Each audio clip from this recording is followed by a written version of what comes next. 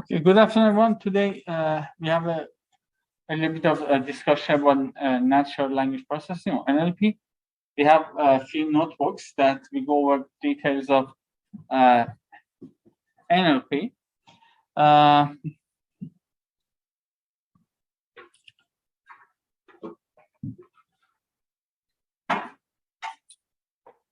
Okay, this is a very relevant topic for big data because majority of the data created in any institution are not structured. But I mean, they are not structured. They are not in columns and rows. They could be either textual document like tweets, correspondences, or they could be some basically pictures, movies, so on and so forth. So text mining is one of the major ones. As you see, there could be several inputs for that. So the four major parts are web mining, data mining, natural language processing, and information retrieval. Anyway, so the biggest issue that we have for unstructured data set is just how to convert them to equivalent numerics. And when you have the equivalent numerics, the remaining is similar to regular data mining projects. You just insert them into the models, do prediction, clustering, and other text mining savvy tasks.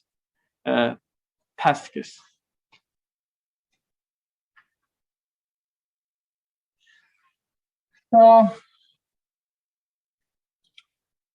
do you guys remember we had like sentiment analysis and sentiment classification in business intelligence class? So in sentiment analysis, we had a dictionary of positive and negative sentiment we assigned to the words. And in the text classification, we consider each word as a variable and try to predict the sentiment using machine learning algorithm. In both cases, you need to do some data preparation where you get rid of some characters, some words like stop words, exclamation marks, so on and so forth. Then you have a large dictionary of words for each. If they exist in each document, you assign value of 1, otherwise 0. So basically, your textual document would be converted to a column of words or tokens technically, and if they exist in a document, 1, otherwise 0. So it would be converted to a very large data set of 0 and 1s. But anyway, so this is something that is processable with machine learning algorithms, and so what we did. So anyway, before going, here are two online text mining tools. Just copy and paste by yourself and try to do some sentiment analysis or text mining. For example, here I just paste the first one. Let it just type one word. This is a freaky cold day. So do you think it should have positive or negative sentiment? Negative. Let's just classify the text. It says 64%. Something in between. You can express as an expression also. Yeah, so sometimes they might make a mistake. For me, it just should be positive. But just tell you, even text classification, you might have some mistakes. And 64 is not too much different from 50%. So might be a reason. So let's instead of freaky, change it to bad. Okay, bad day. Negative 96%. So very negative. Same for the other example. So text data.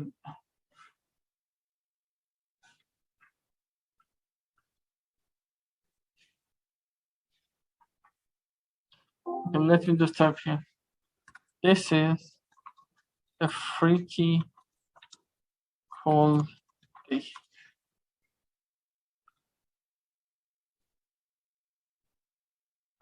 Negative 0.55.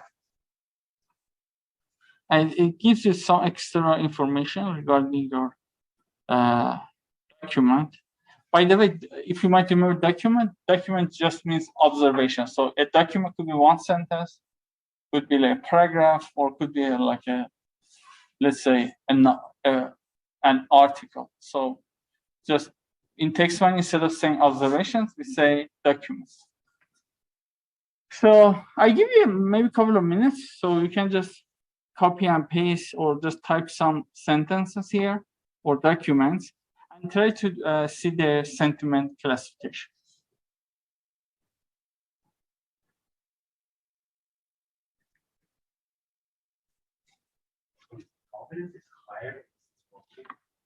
So if it's so if the value is closer to 1 or 100%, it seems your model is much more confident than if it's near 0.5. And I'm talking about absolute value. So let me do something else. I love Worcester because it is a beautiful city.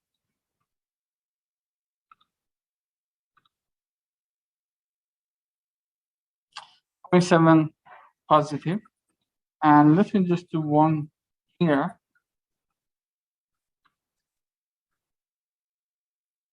Here's a 98.9% positive sentiment. But anyway, in both of them, first, they take care of some words that doesn't make sentiment, like it is a,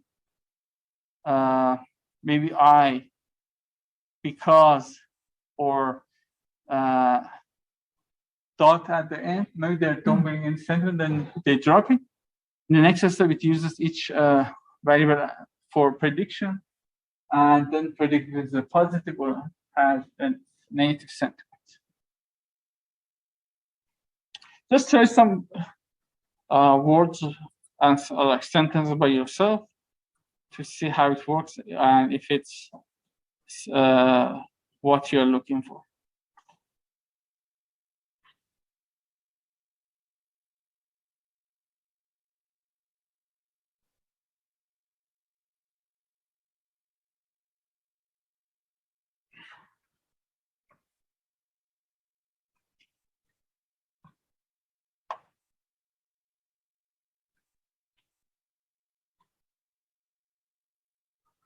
So there's several benefits or application for text mining. So there are so many textual documents, could be court orders, academic research, some finance reports, medications, or more recently for safety, security, spam filtering, automatic response generation. And basically, as you see, for each email service like Clark, you have a filter of junk or spam. Basically, there's a text mining software within Outlook. And based on what I received, it just categorized my emails as something legit or spam or junk. Sometimes they made some mistakes, but overall, people are satisfied. So I still keep using this software for saving people's time. And then for spamming or spam detection, your dependent variable is either is spam or not spam, and use several textual documents to predict that dependent variable.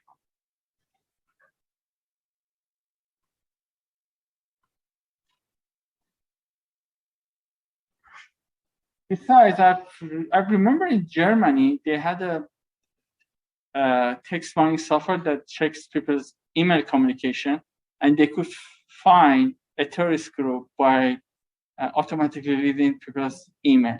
So basically, there is no human reading other people's email in case their detections or safety software suspect that email could be related to bad behavior or here terrorist behavior.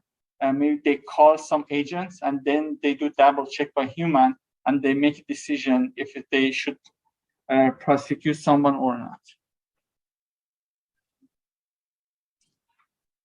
Any questions so far?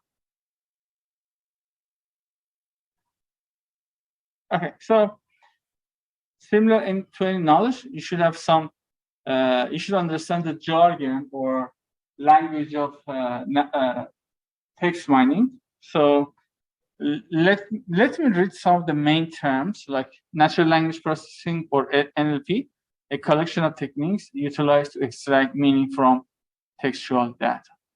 So it could be like predicting some outcomes. Maybe you do clustering.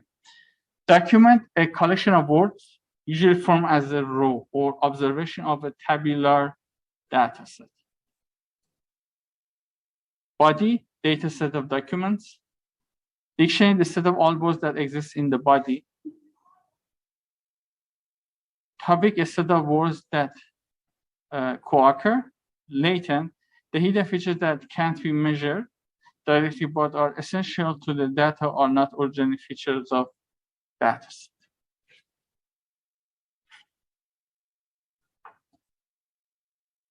So these are some of the main applications, like information selection, topic tracking, summarization, categorization, clustering, concept linking, or Q&A automatic answering. So later on, we have some hands-on experience, so some of the terminologies makes more sense for you. But here, I think I already talked about what's unstructured and semi-structured data.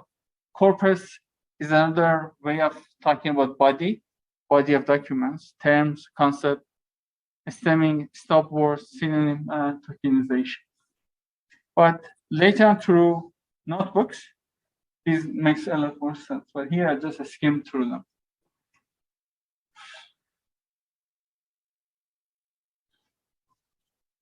So these are the main steps or tasks that you need to do for any text mining project. First is data gathering. So I already talked about web mining. Sometimes you need to make robot or crow that basically go through the pages and extract the documentation. But anyway, first step is just collecting the data. Later on, we have a hands-on experience of Twitter.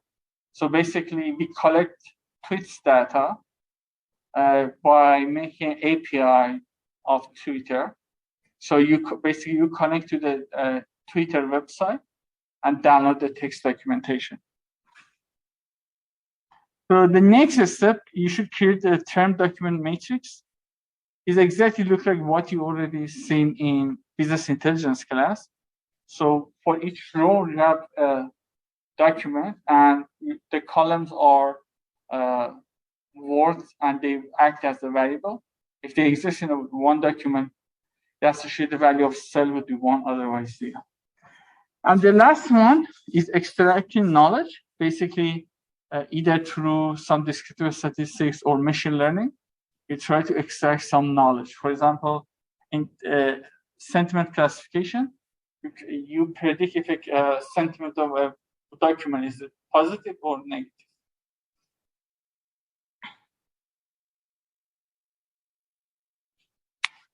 Questions?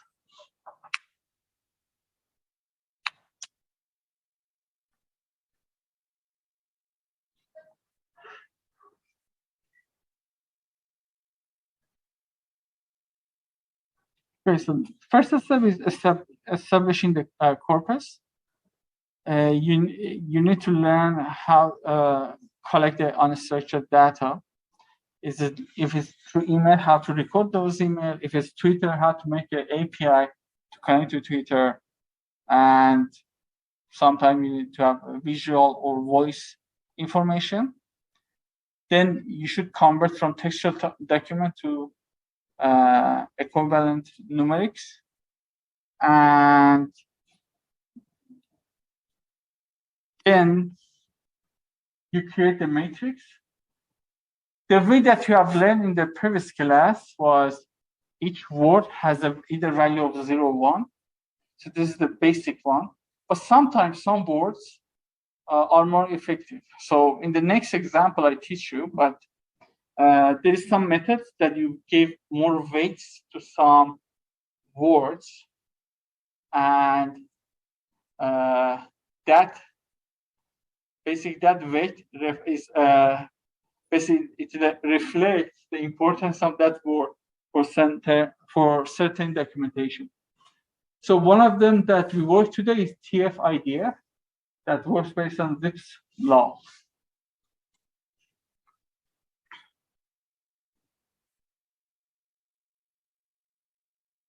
So basically TF-IDF stands for term frequency times inverse document frequency. Term frequency means number of times term T appears in a document divided by total number of terms in the document. IDF is a logarithm of total number of documents divided by number of documents with term T in it. But let's see how we can interpret the results. Maybe we can look at an example. Consider a document containing 100 words, wherein the word COVID-19 appears 3 times. So term frequency is number of times term T appears in document, total number of terms in the document. So it appeared 3 times in the document that has 100 words. But let's look at the corpus or body of documents. Assume that we have 10 million documents and the word COVID-19 appears in 1,000 of these. So the IDF would be logarithm of 10 million divided by 1,000. You cancel out 4 zeros from numerator and denominator, and the result would be 4. So TF-IDF weight would be 0.03 times 4, 0.12.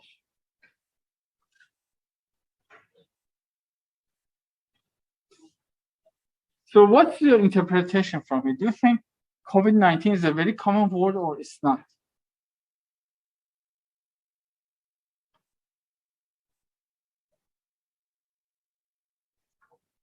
Is it common? I'm not sure. So 1,000 out of 10 million is not. Correct, you are very right. So maybe it was early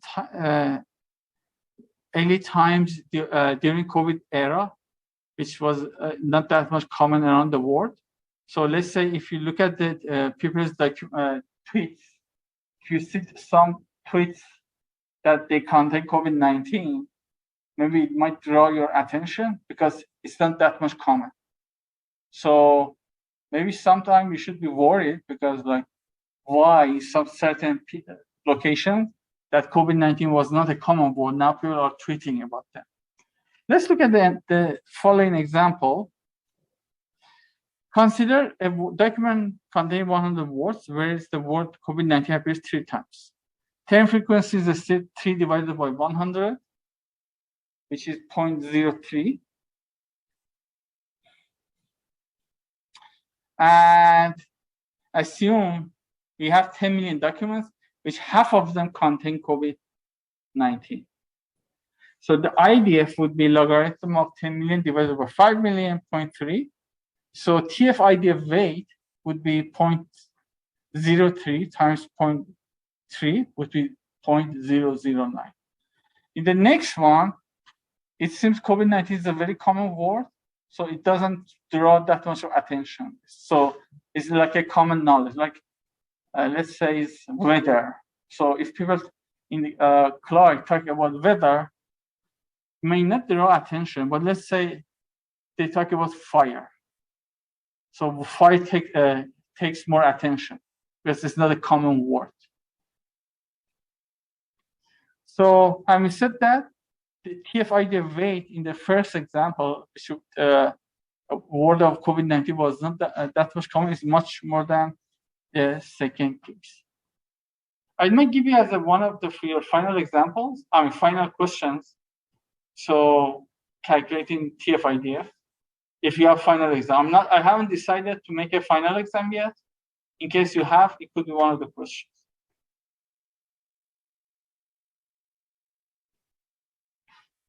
Again, as I said before,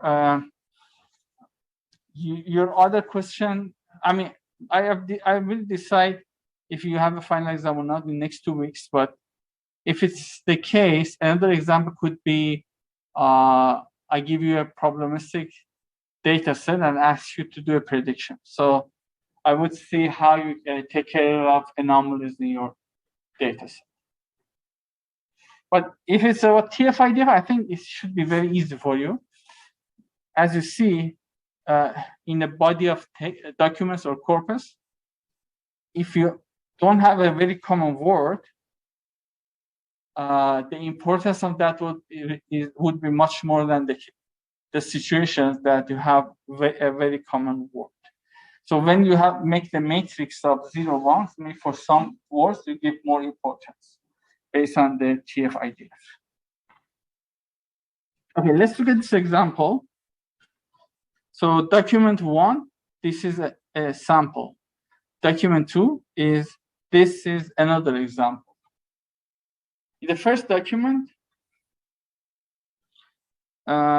example never happened. So 10 frequency of example in first document is 0 divided by 5, total number of words.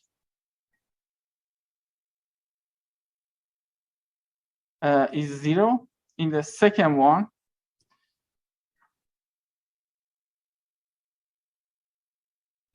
the word of example happened 3 times, and the total words are 7. Actually, these are not maybe the best examples of TF-IDF. So because like word of A happened twice, word of another twice, example 3 times. You might say it doesn't seem to be a legit sentence, but this is just for a practice. So having said that, TF in the second one is 0.429.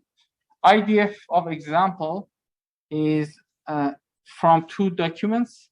Just one of them has a word of example. So 2 divided by 1 is 2. Logarithm of 2 is 0.3.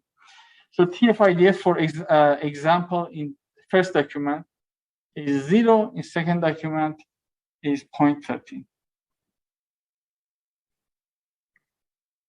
Again, this is for learning purposes, and maybe because if you're going to type whole of a tweet, maybe I couldn't fit in one page.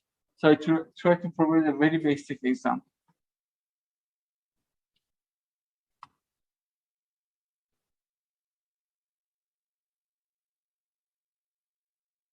Questions?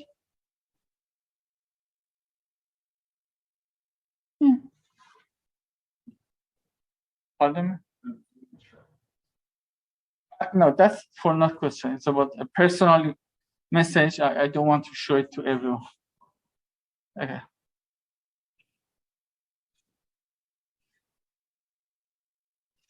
So this time, when you make a matrix of document versus term or word, as you see, instead of just 0, 1, for some of the terms, you have weight more than 1. And it just comes from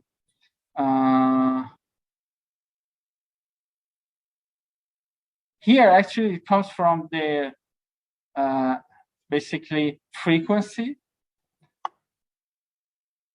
And the other one could be just come from idea.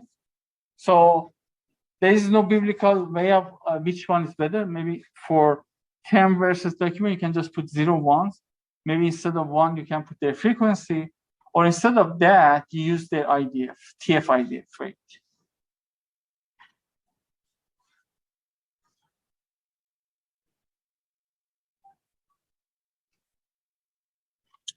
So in the next classes, we have some experiment for classification, topic modeling, clustering, and association. So we follow some, I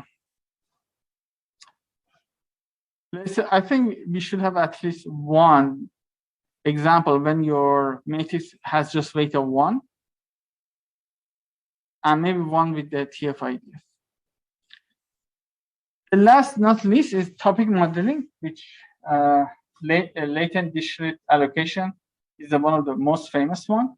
For the humans, identifying a topic of a document is very easy. By reading a document, you can say if it's related maybe to a sport, weather, health, so on and so forth. But for computer, is not doable.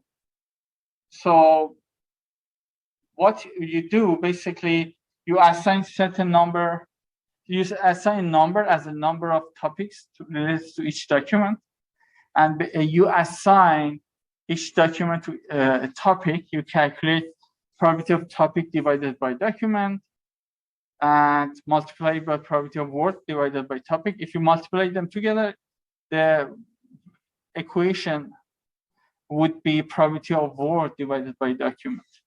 I don't want to delve in details. I understand the purpose of this course, but basically you do the allocations in the several loops, and at the end you try to maximize the associated probability, the overall probability of assigning each document to a topic. If you have time, you can go further. You go to mathematics behind the discrete allocation, but again, topic modeling is also a very common topic in the text mining.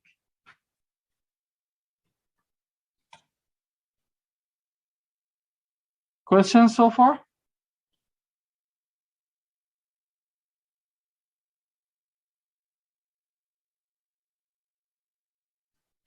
Okay, so if there's no question, I tell you some basics for one of the sessions.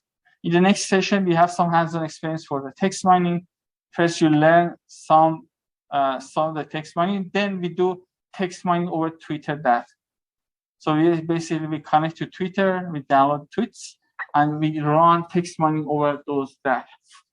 Having said that, for the next session, please do this. So I couldn't do it right now because I'm not sure if you are ready. So next session, please, not next, at least from next session, try to have Python.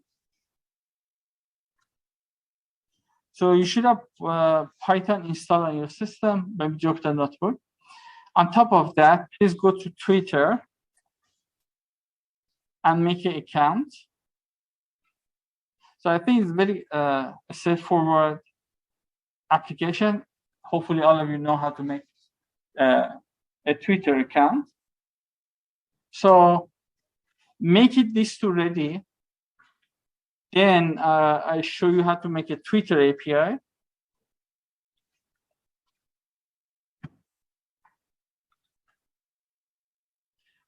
So after having the account, in one of, let's make, is there anyone here has a project in text mining? I'm not sure because I'm not sure how many of you are over Zoom already, because just 4 of them over Zoom. So many of you are absent. So next Monday, we have a Twitter analysis. So for the next month, and I assign you some one assignment and ask you to have basics of Twitter analysis, text mining Twitter analysis ready. One is having Python in your system, and also make a Twitter account. Then I go to over Twitter API and show you how to make an application over Twitter API. Then we download some tweets and run our text mining or text analysis over the downloaded tweets.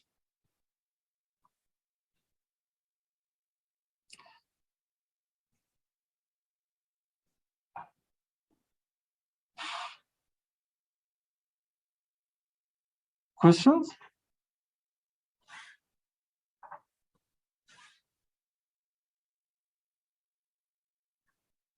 So if there's no question, let's have a short session.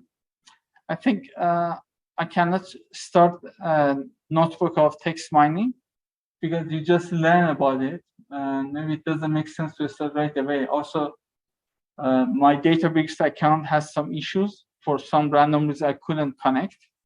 I should contact them. But anyway, that's for today. I know it's a very short session, but again, you see an assignment from me, and I ask you to have some basics of Twitter analysis ready on your system. Okay, so let me stop share, then I check your friend. Okay, let me just deactivate the monitor. So I want to see if it's a personal question or not.